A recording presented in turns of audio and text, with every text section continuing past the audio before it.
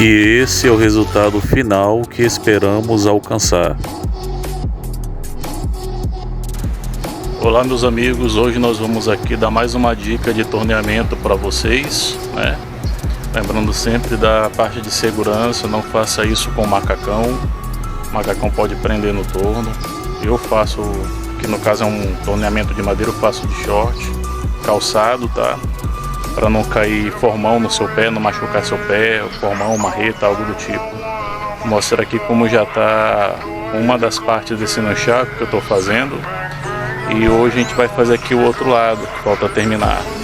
Depois disso eu vou mostrar também mais um pedaço, mostrando o torneamento de uma peça inteiriça. Aqui é a parte que já está feita.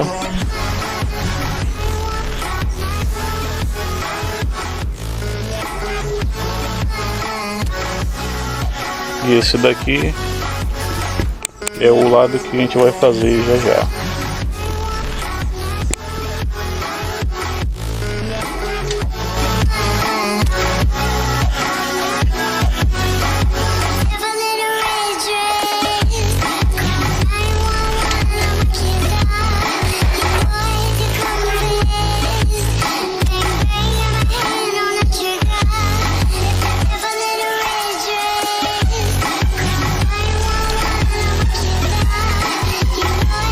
E o passo a passo começa aqui, meus amigos, fazendo os ajustes finos no torno, tá? Você tem que tomar muito cuidado para não deixar próximo demais o gabarito de desbaste, nem longe demais. Se deixar muito longe, ele fica dando supapo. Se deixar muito perto, ele pode meio que limitar a tua zona de alcance do formão. E eu utilizei alguns formões aí, alguns que eu mesmo fiz, combinado com alguns outros que eu tinha comprado. Você pode utilizar inclusive bengala de moto para poder fazer um excelente formão, viu?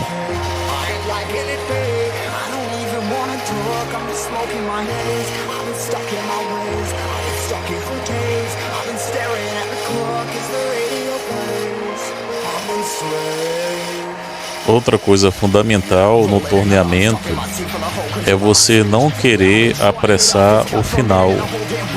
Você meio tem que se entregar ao momento e fazer pausadamente. Sempre que necessário, faça a conferência das medidas para você não perder o trabalho, porque você já separou a madeira, já teve todo o cuidado para poder escolher uma madeira boa para fazer esse serviço, e no final, por essa, tu acaba perdendo todo um trabalho. Ó. Observa que o outro lado já está pronto. Então, nunca faça esse trabalho apressado demais, ou porque você viu em algum lugar alguém fazendo ligeiro ou algo do tipo. Não. Faça esse trabalho pausadamente, no seu tempo, e meio que se entregue ao momento aí, ó. Tá vendo ali a conferência das medidas? Com calma, você vai checar um lado, vai checar o outro. Nesse nunchaku eu optei por fazer o encaixe dos pinos giratórios ali nos extremos, tá vendo? Tem esse extremo e tem lá do outro lado esquerdo aqui de quem vê a tela, o extremo esquerdo. E eu poderia ter feito essas regiões ali no centro. Contudo, o que acontece às vezes, a gente faz no centro e a madeira pode dar uma bobeada ali na parte quando você for passar o formão, e ela pode balançar, ela pode sair do nível, meio que empenar, né? Os veios dela, e aí tu perde o trabalho. Então eu recomendo que tu deixe essas partes para os extremos. Para um nunchaku dá para você fazer tranquilamente, ou nunchaku, ou santinquan, ou a vassoura mata-cabrito. Essa parte de encaixe dá para você deixar ali para os extremos, ao invés de tu for fazer no meio.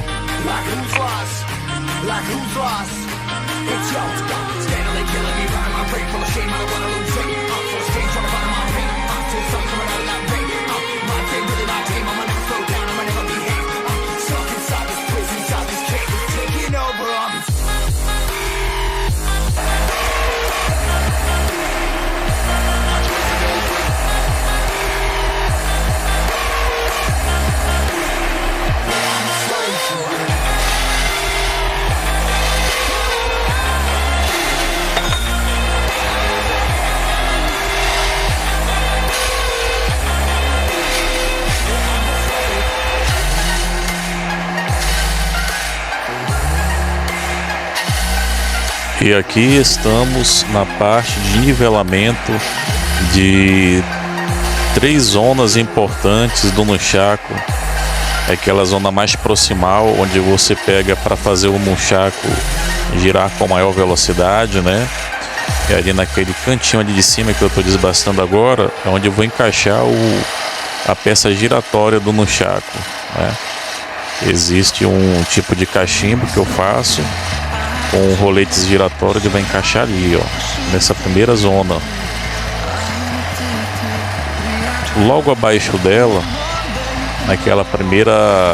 naquele primeiro terço de pegada útil do nunchaku, é a zona proximal, né? Aquela zona proximal ali do pino.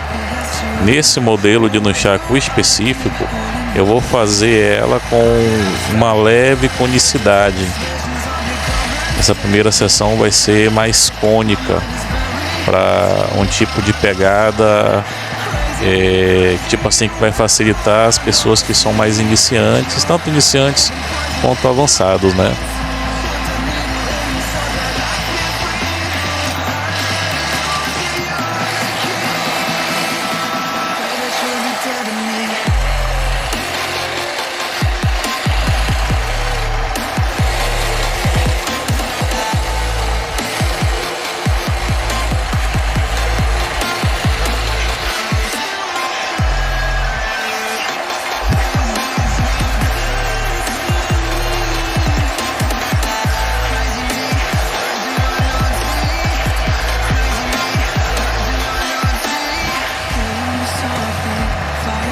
E aqui, meus amigos, não é necessariamente um pânico, né? Mas eu tenho esse negócio de ficar tirando medidas, conferindo medidas por mais de uma vez.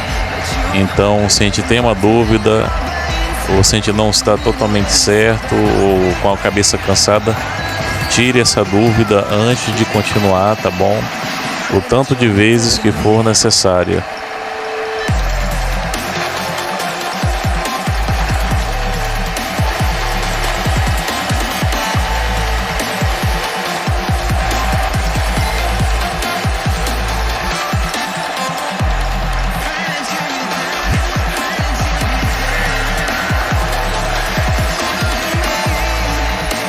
E aqui eu estou marcando com um arame grosso, pode ser um arame recozido, tá? Você pode utilizar também o primeiro terço ali proximal do nunchaku. Dá para ver até daqui, ó. É interessante essa marcação com fogo, que além de enrijecer a região, e aquela região proximal do nunchaku, né? Você já tem uma marcação depois para fazer o arredondamento, já fica pré-marcado.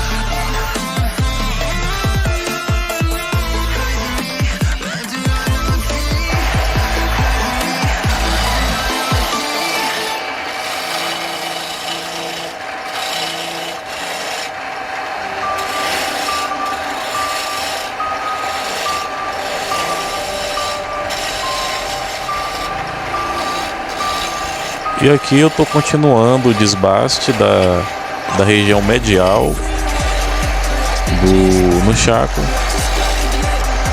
Essa região ela não vai ser tão afunilada no topo quanto vai ser aquela região proximal. Lembrando que você tem que fazer isso e tirando a medida ali da circunferência para não passar do ponto. Você tem que deixar pelo menos ali uns 3 milímetros mais grosso do que a medida final, porque depois tu te lembra que tu vai passar uma lixa para fazer o acabamento. Então não pode ter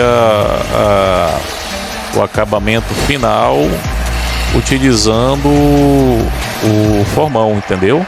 Você vai passar o formão, no final deixa de uma diferença para poder fazer o desbaste final. E ali a região medial, ó, já tem uma pequena marcação ali, e daquela marcação para o final do Nunchaku, que é a zona distal, o terceiro ponto do Nunchaku, né? Que é aquele ponto onde ele tem uma menor mobilidade, digamos assim, de velocidade, de agilidade, contudo, ela é a zona onde o Nunchaku, você girando ele e batendo, ela vai alcançar o maior poder de destruição. Mas sempre lembrando que esse Nunchaku, ele é um Nunchaku de treinamento, ele não é um Nunchaku de uso letal, tá? E de uso letal nós veremos mais pra frente em outro vídeo.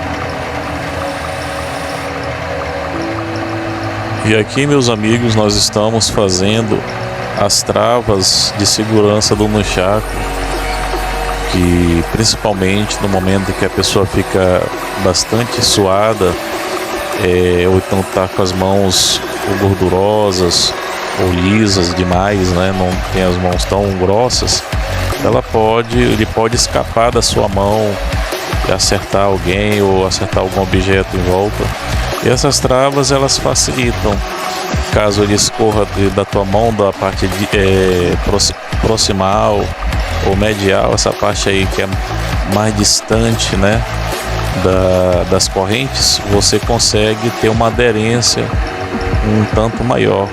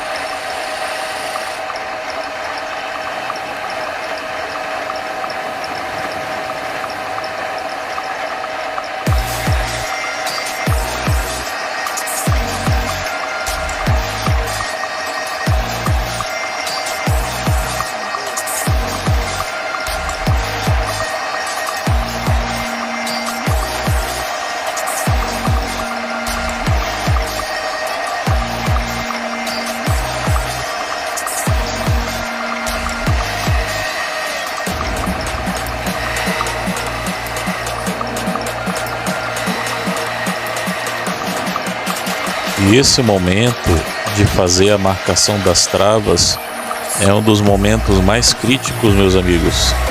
Eu recomendo que tu esteja com a mente bastante descansada e tenha muita atenção.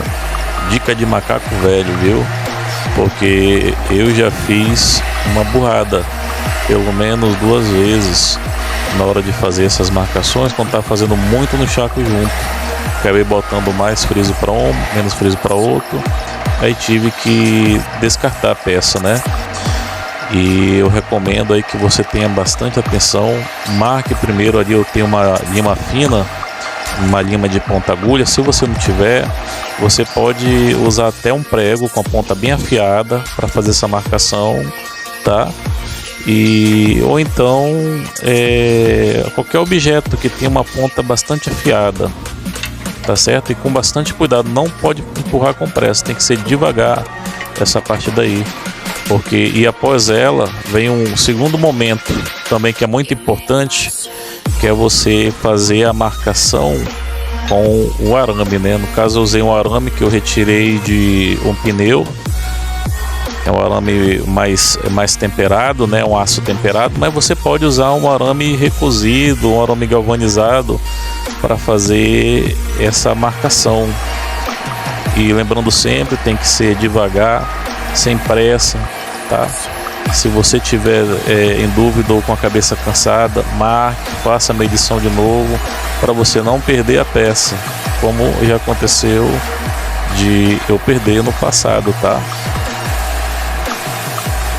E essa marcação aí com fogo, além de ela enrijecer aquela seção do meu chaco, eu particularmente acho muito bonita. Olha como fica a aparência dele. E isso depois de lubrificado com óleo, depois de encerado, ele dá também um requinte a mais, né, para a peça. Lembrando também que depois a gente vai fazer uso da lima para arredondar esses cantos. Você não pode simplesmente também só fazer essa marcação, entendeu? Você vai ter também que usar a lima para fazer o arredondamento desses cantos, para ficar menos quebradiços.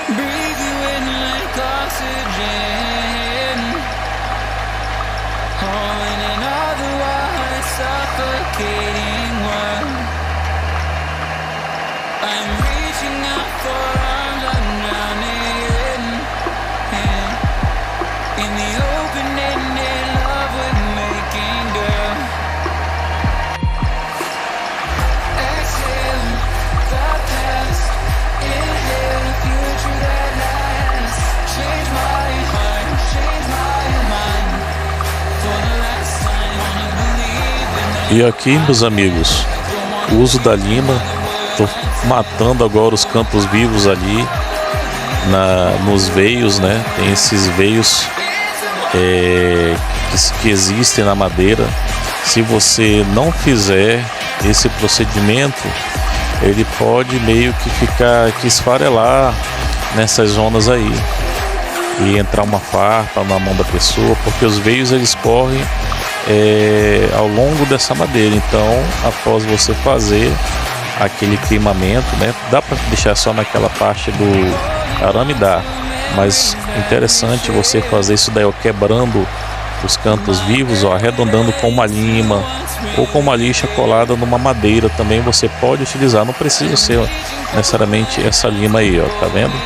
Você pode simplesmente colar uma lixa numa madeira e fazer isso, ou num pedaço de cerâmica, ou em um bastão, numa placa, uma peça de ferro reta, né, para matar esses cantos e arredondando. Você vai colocar a lima meio que de lado e vai virando ela em direção ao centro.